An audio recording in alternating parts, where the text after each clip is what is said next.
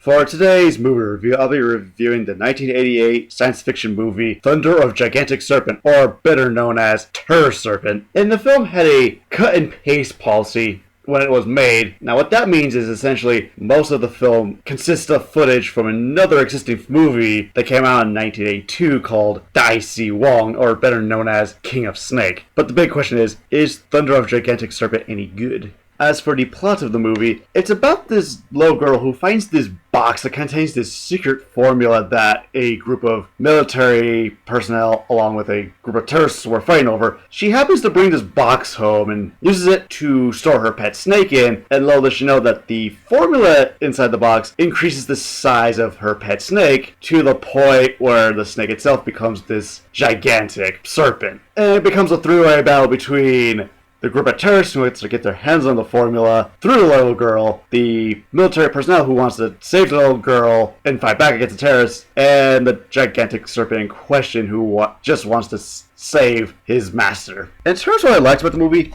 in and of itself is like a variation of Mothra, but instead of being about a bond of loyalty, the movie is more focused on a relationship between pet and master. And even though there isn't really too much going on with the snake, there is enough subplots going on to keep the viewer entertained. Also, the bad guys in this movie are freaking hilarious because their acting and their dialogue are just so bad and over the top that it's actually pretty good. Also, throughout the movie, I like the sounds they use for a snake because it's not your generic hissing sound they use, because when it first becomes big, it sounds like a monkey for a bit. But when the snake fully becomes kaiju size, it has like a roar. And it's actually kind of refreshing to hear a snake-like kaiju that gives roars instead of a hissing sound. Also, the miniature landscapes in the movie are well designed. The snake puppet, on the other hand, I appreciate the effect. It's just, I think the prop itself doesn't look that good, particularly speaking. In terms of what I disliked of the movie, as far as the acting, the dialogue goes for the rest of the characters who aren't the main villains, I just feel that the actors in question did not put any effort into their characters or the delivery of their dialogue. And there are some parts of this movie which are never brought up again or just don't make any sense. Now, the parts of the movie that are never brought up again is the grass scheme. Because at one point in the movie, you have this little girl who's interacting with these two boys through like this weird activity where they ski on grass. And it's only brought up 2 times throughout this whole movie, and it's never mentioned again, and we never ever see those 2 little boys ever again. In the parts of the movie that doesn't make any sense, the pet snake is surprisingly intelligent. Now, what do I mean by this?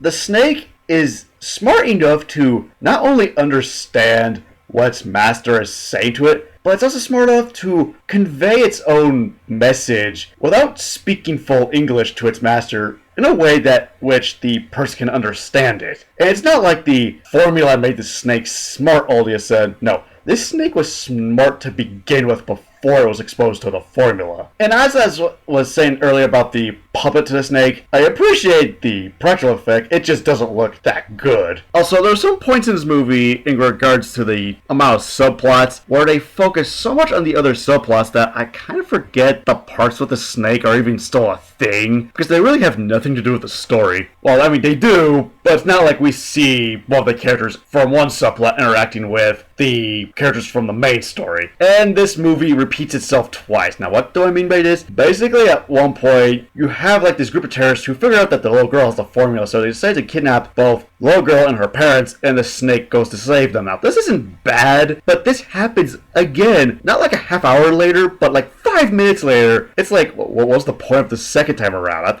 I was so okay with the snake saving the parents of the little girl the first time around that we did not need it to be repeated twice in a row. And also, in regards to the sounds that the snake makes, because the snake does have 2 different sizes, one of them being like python size while the other one's like kaiju size. Now, the sound that the snake makes when it's like the size of a python sounds like a monkey. I find this to be very off-putting because it just, I'm sorry, can you ever picture a snake making a sound of a monkey? It just sounds kind of weird. For my final verdict of Thunder of Gigantic Serpent, the movie in a nutshell is essentially a weird and depressing version of Mothra. Just replace a moth with a giant snake instead, and you still get a general idea of what the movie's like. And even though I don't think the movie was particularly any good, the movie overall is okay. And before I give my final rating, what did everyone else have to say about Thunder of Gigantic Serpent?